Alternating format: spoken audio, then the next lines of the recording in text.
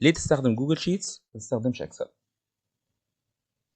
اول حاجه جوجل شيتس بيديلك ميزه ان انت بتقدر تشتغل اونلاين، فكل التيم بتاع الشغل يقدر يشتغل على نفس الفايل في نفس الوقت من غير ما نضيع وقت. تاني حاجه التحديث بيظهر بشكل فوري.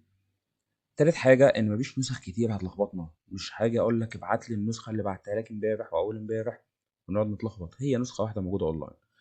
كمان في تحكم كامل في الصلاحيات، اقدر اختار مين يقرا بس، مين يعلق، مين يعدل، اقدر اتحكم في كل الكلام ده. كمان حمايه المعلومات الحساسه، يعني اقدر اقفل خلايا معينه او صفحات معينه محدش يقدر يغير فيها حاجه. وكمان اقدر اتحكم مين اللي يقدر يشوف الشيت اصلا من عدمه. كمان الشغل بيكون اسرع ومش هنضيع وقت. تاريخ التعديلات محفوظ، اقدر ارجع للنسخه القديمه واعرف مين عدل ايه، حتى كل سله اتعدلت اعرف مين اللي عدلها. كمان اقدر افتحه من اي مكان، من موبايل، من لابتوب، من تابلت، المهم يكون في انترنت. حتى الفايل نقدر كمان ننزله اوف لاين. طب هتيجي تقول لي طب انا ايه اللي يضمني ان الداتا اللي موجوده دي محدش يلعب فيها؟ انا مثلا تعبت وحطيت فورمولاز وحطيت داتا، ايه اللي ضمني ان محدش من التيم يلعب في الداتا دي ويبوظها؟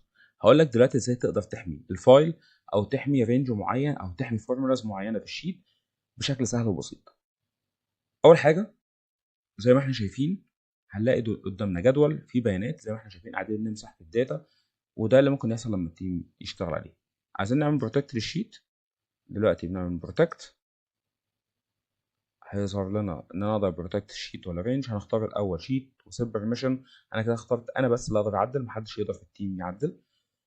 كمان اقدر امسح اللوك ده زي ما انتم شايفين.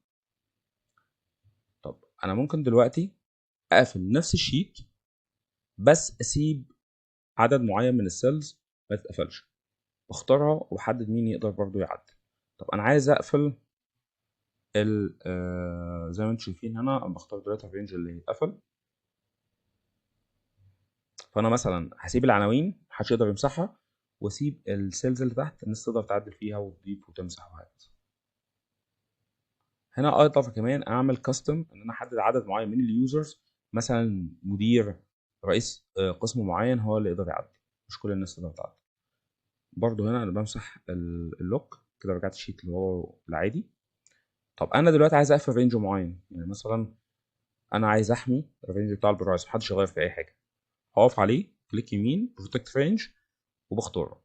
برضه اختار انا بس اللي اقدر اعدل، او اختار كاستم يوزرز هم اللي يقدروا يعدلوا. ودي طبعا بتدي فلكسبيليتي كبيره جدا ان انا ممكن انا وواحد تاني هو اللي يقدر نتحكم.